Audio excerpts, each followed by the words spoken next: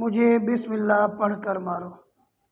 حضرت صہیب رضی اللہ عنہ سے روایت ہے کہ رسول اللہ صلی اللہ علیہ وسلم نے فرمایا، تم سے پہلے ایک بادشاہ تھا جس کے پاس ایک جادوگر تھا۔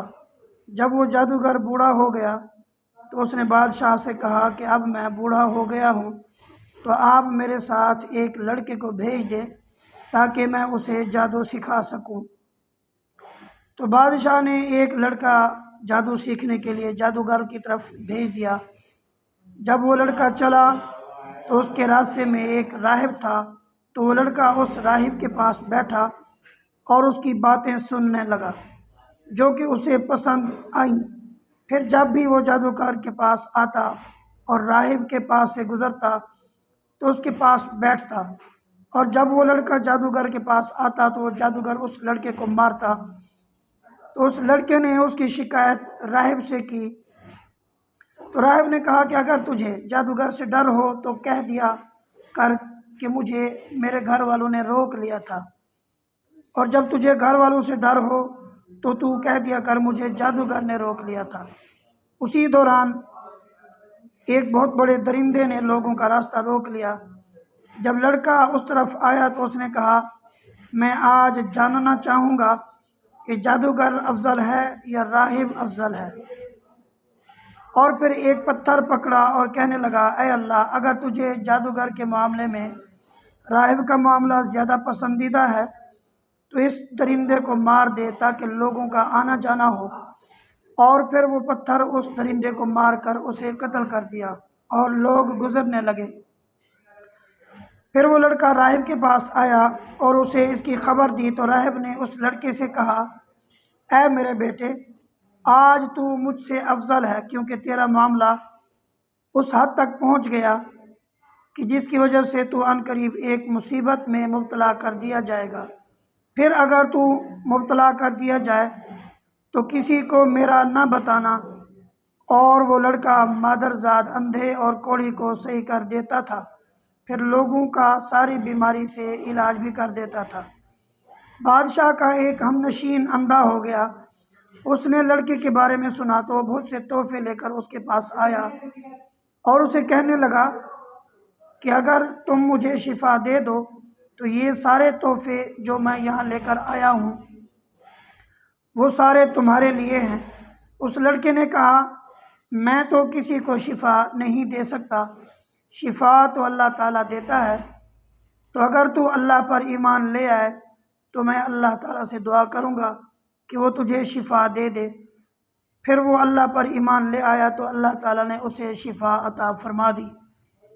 پھر وہ آدمی بادشاہ کے پاس آیا اور اس کے پاس بیٹھ گیا جس طرح کہ وہ پہلے بیٹھا کرتا تھا۔ بادشاہ نے اس سے کہا کہ کس نے تیری بینائی واپس لوٹا دی؟ اس نے کہا، میرے رب نے۔ اس نے کہا، کیا میرے علاوہ تیرا اور کوئی رب بھی ہے؟ اس نے کہا، میرا اور تیرا رب اللہ ہے۔ پھر بادشاہ اس کو پکڑ کر اسے عذاب دینے لگا، تو اس نے بادشاہ کو لڑکے کے بارے میں کہا۔ پھر جب وہ لڑکا آیا تو بادشاہ نے اس لڑکے سے کہا کہ اے بیٹے، کیا تیرا جادو اس حد تک پہنچ گیا ہے کہ اب تو مادرزاد اندھے اور کوڑی کو بھی صحیح کرنے لگ گیا ہے اور ایسے ایسے کرتا ہے؟ لڑکے نے کہا، میں تو کسی کو شفا نہیں دیتا، بلکہ شفا تو اللہ تعالیٰ دیتا ہے۔ بادشاہ نے اسے پکڑ کر عذاب دیا یہاں تک کہ اس نے راہب کے بارے میں بادشاہ کو بتا دیا۔ راہب آیا تو اس سے کہا گیا کہ تو اپنے مذہب سے پھر جا۔ راہب نے انکار کر دیا۔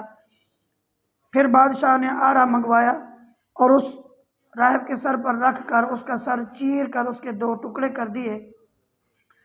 پھر بادشاہ کے ہم نشین کو لایا گیا اور اس سے بھی کہا گیا کہ تو اپنے مذہب سے پھر جا۔ اس نے بھی انکار کر دیا۔ بادشاہ نے اس کے سر پر بھی آرا رکھ کر سر کو چیر کر اس کے 2 ٹکڑے کروا دیے۔ پھر اس لڑکے کو بلوایا گیا اور وہ آیا تو اسے بھی یہی کہا گیا کہ اپنے مذہب سے پھر جا۔ اس نے بھی انکار کر دیا۔ تو بادشاہ نے اس لڑکے کو اپنے کچھ ساتھیوں کے حوالے کر کے کہا، اسے فلاں پہاڑ پر لے جاؤ اور اسے उस पहाड़ की चोटी पर चढ़ाओ, अगर ये अपने मज़हब से फिर जाए तो उसे छोड़ देना, और अगर इनकार कर दे तो इसे पहाड़ की चोटी से नीचे फेंक देना। चुनांचे बादशाह के साथी उस लड़के को पहाड़ की चोटी पर ले गए तो उस लड़के ने कहा, ऐ अल्लाह, तू मुझे इनसे काफ़ी है, जिस तरह तू चाहे मुझे इनसे बचा ले। इस पहाड़ पर फौरन एक ज़लज़ला आया जिससे बादशाह के वो सारे साथी गिर गए और वो लड़का चलते हुए बादशाह की तरफ आ गया। बादशाह ने उस लड़के से पूछा कि तेरे साथियों का क्या हुआ? लड़के ने कहा, अल्लाह पाक ने मुझे उनसे बचा लिया। बादशाह ने फिर उस लड़के को अपने साथियों के हवाले करके कहा, इसे एक छोटी कश्ती में ले जाकर समंदर के दरमियान में फेंक देना, अगर ये अपने मज़हब से ना फिरे। बादशाह के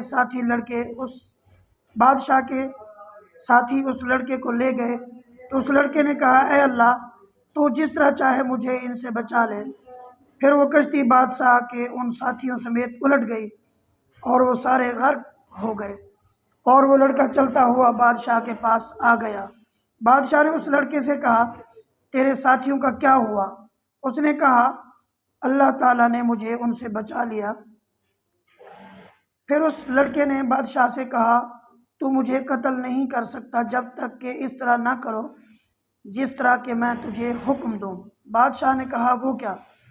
लड़के ने कहा कि सारे लोगों को एक मैदान में इकट्ठा करो और मुझे सूली के तख्ते पर लटकाओ, फिर मेरे तरकश से एक तीर को पकड़ो, फिर उस तीर को कमान के चिल्ले में रखो, फिर कहो, उस अल्लाह के नाम से जो इस लड़के का रब है, फिर मुझे मारो। अगर तुम इस तरह करो तो मुझे कत्ल कर सकते हो। फिर बादशाह ने लोगों को एक मैदान में इकट्ठा किया, फिर उस लड़के को सूली के तख्ते पर लटका दिया, फिर उसके तरकश में एक तीर लिया, फिर उस तीर को कमान के चिल्ले में रख कर कहा, बिस्मिल्लाह रब्बा हाज़ल गुलामी, उस अल्लाह के नाम से जो इस लड़के का रब है। फिर वो तीर उस लड़के को मारा तो वो तीर उस लड़के की कनपट्टी में जा घुसा, तो लड़के ने अपना हाथ तीर लगने वाली जगह पर रखा और मर गया। तो सब लोगों ने कहा, हम इस लड़के के रब पर ईमान ले आए, हम उस लड़के के रब पर ईमान ले आए, हम उस लड़के के रब पर ईमान लाए। बादशाह को उसकी खबर दी गई और उससे कहा गया, तुझे जिस बात का डर था अब वही बात आन पहुंची कि लोग ईमान ले आए। तो फिर बादशाह ने गलियों की दानों पर खंदक खोदने का हुक्म दिया। फिर खंदक खोदी गई और उन खंदकों में आग जला दी गई। बादशाह ने कहा, जो आदमी अपने मज़हब से फिरने से बाज नहीं आएगा तो मैं उस आदमी को इस खंदक में डलवा दूंगा। तो उन्हें खंदक में डाल दिया गया, यहाँ तक कि एक औरत आई और उसके साथ एक बच्चा भी था। वो औरत खंदक में गिरने से घबराई तो उस औरत के बच्चे ने कहा, ऐ अम्मी जान, सब्र करो क्योंकि तू हक पर है।